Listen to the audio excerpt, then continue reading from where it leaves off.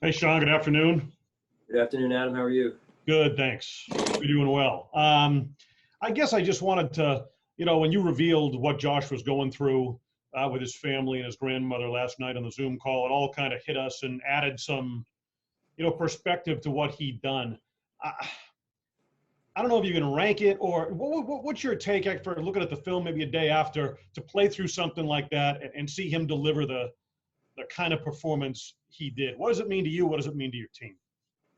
Yeah, first let me say, Derek just informed me on the donations that have been flown in with that in mind, and just awesome, man. This is what makes Buffalo so special, and just awesome to hear that news, and so proud of BillsMafia out there for rallying around Josh in this cause, and like they've done before many times over with Pancho Villa and Andy Dalton's situation, and now this situation, just in the 3 years that I've been around here. So that's what makes Buffalo the community that it is. And but going back to your question, Adam, I think it's just for Josh to be able to do that and compartmentalize that for a few hours like he was able to do, I think just really shows you his maturity, his willingness to compete at a high level.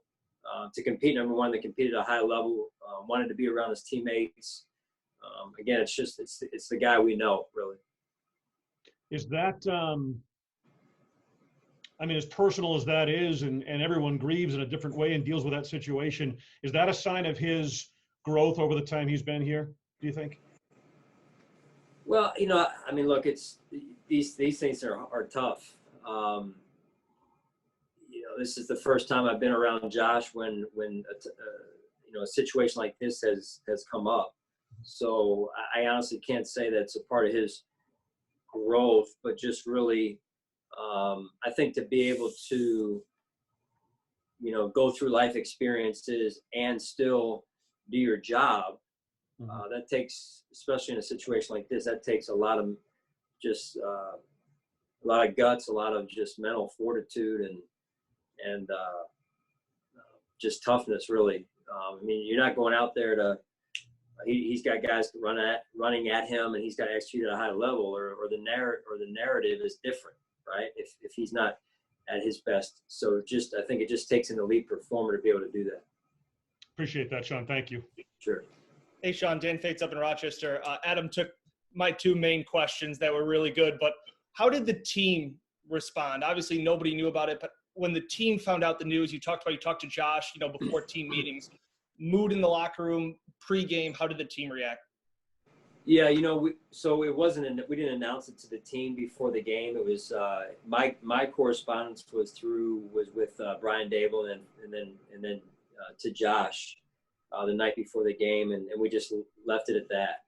So I'm sure a certain percentage of the team knew, but obviously you want to keep some things private and personal that need to stay that way. So I just again thought he handled it well. And again, you've seen him since he was, coming out of college, 21 years old. He's been through injuries, criticism, all of that. Is this just another example, like you said, of his maturity, not only on the field, but off of it as well as he's grown? Yeah, I mean, again, just no one wants to go through situations like that. It's unfortunately a part of life. But like I said, to balance going through that and then also going out there to perform at a high level, what more can be said? Just an example of mental toughness. Thanks, Coach. Sure. Hey, Sean, John Worrell. Hi, John. Congrats on the win. Is it maybe time to take the Bills seriously now? We're just moving on to the next game, John. I appreciate that. I knew I'd get that at some point today, whether it be you or Sal, maybe, No, it's like you guys can write your own stories. We're just going to work, stay internally focused and work hard.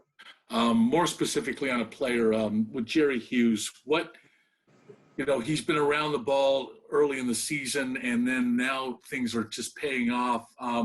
What can you say about the performance he's putting in over the past 3 games? Well, I think he's come a long way, and I'm extremely proud of him. The work that he's put in every year since I've been here. He's always been a hard worker. I think now what you're seeing is he's benefiting from that hard work, and he's benefiting from the technique that he's using and the consistent approach every week to practice and in games. And so I think the work that Eric Washington and the coaches have done with Jerry and refining his game has helped as well. So, it's fun to watch Jerry have success at this point in his career in particular. And just the last thing, last week somebody asked you about the team, maybe whether you thought the team was finding an identity, and you said we're getting close. Are we seeing more signs of that given the attacking nature that we've seen from this defense, especially over the last little while? Well, I just think it's the evolution of a team, really, John. And listen, there's things we have to get better at, not only defensively but offensively and special teams. And part of that's my job to assess where we are and what we need to work on and how we need to grow. Thanks, Sean. Sure.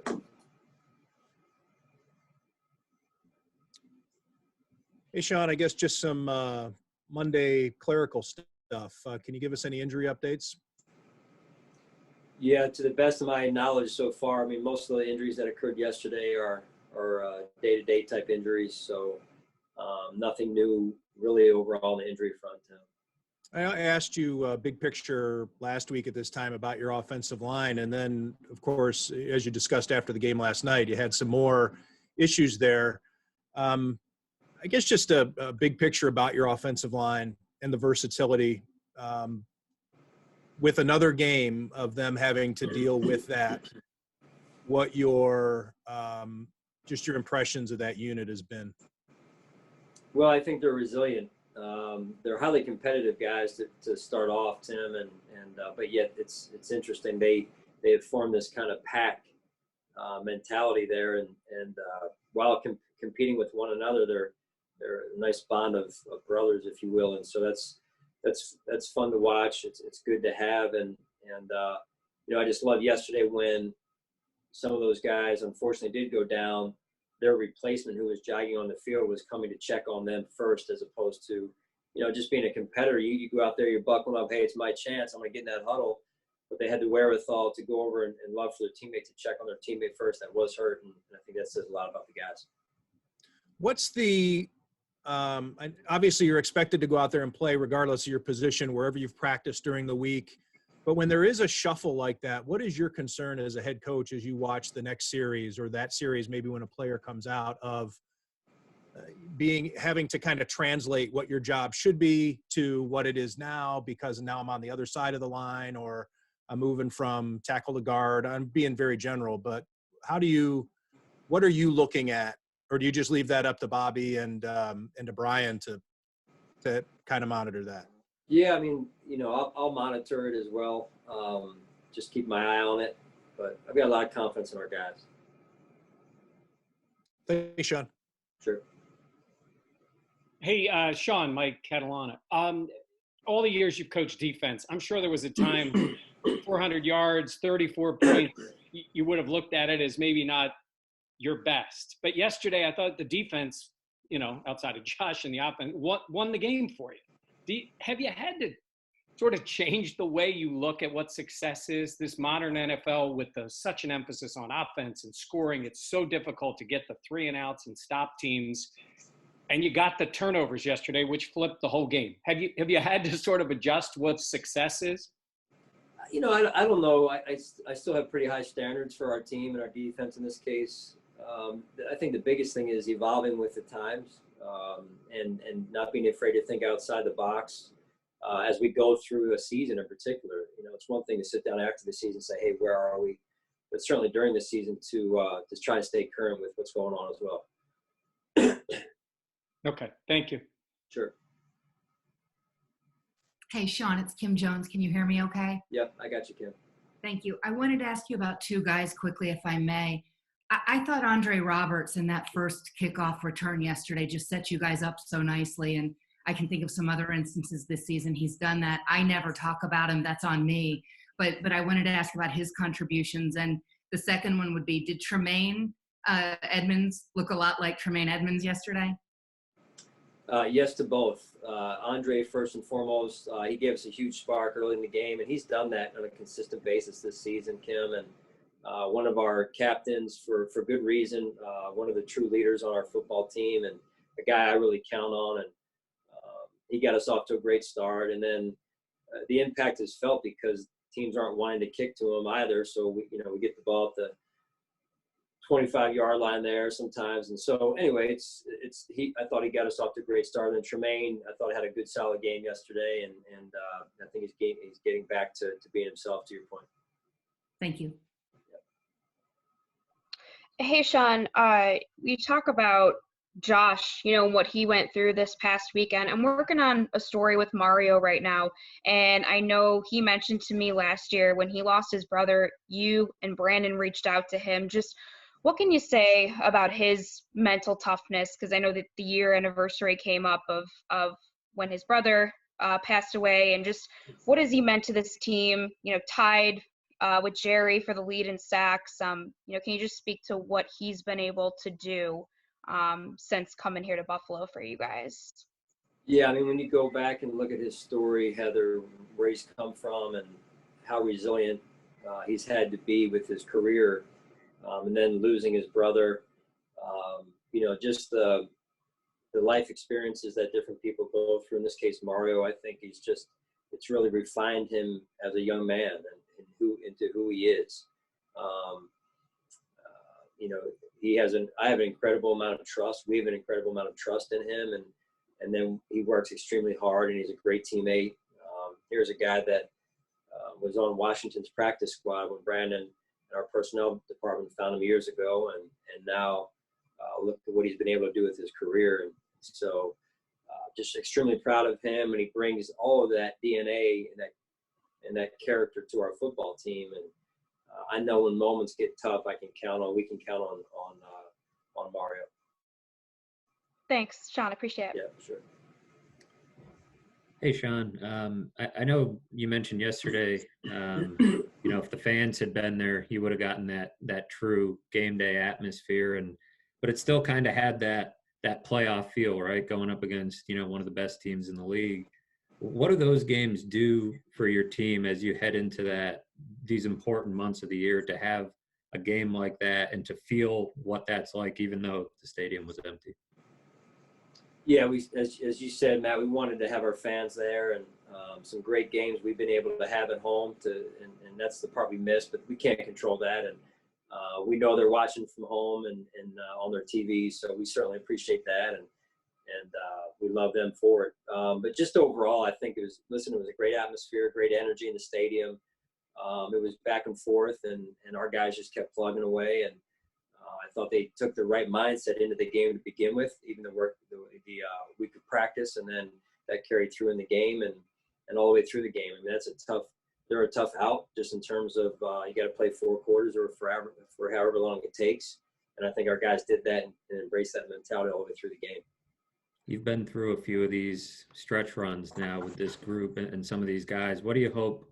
What have you learned, or what do you hope the guys have learned having gone through it to apply to November and December and hopefully January this time around? Yeah, well, that's why we work. I mean, to stop working once training camp is over is not the right approach, at least in our mind. And this is why you have to continue to develop as you go through the season, developing the fundamentals, developing and improving how you do things and the execution level and all that, so you continue to grow as a football team so that you can play good down the stretch here. Thanks, John.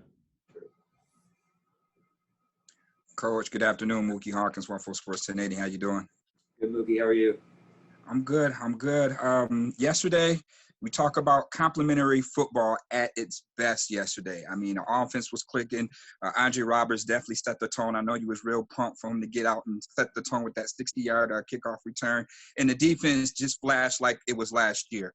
Care to talk about what do you have to do to duplicate yesterday's performance?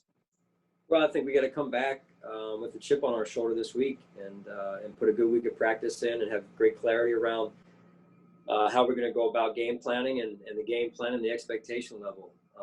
we still got a lot of football yet to be played, and we're going to go face a good Arizona team out at their spot. We're going to have to travel across country here, and so we got to get back to work. Absolutely. And Coach, before the season started, you talk about enjoying that Gatorade in the fourth quarter with games like yesterday. You keep that up, you just might reach that goal. Thanks, Mookie. Appreciate the time. All right, guys. Thank you.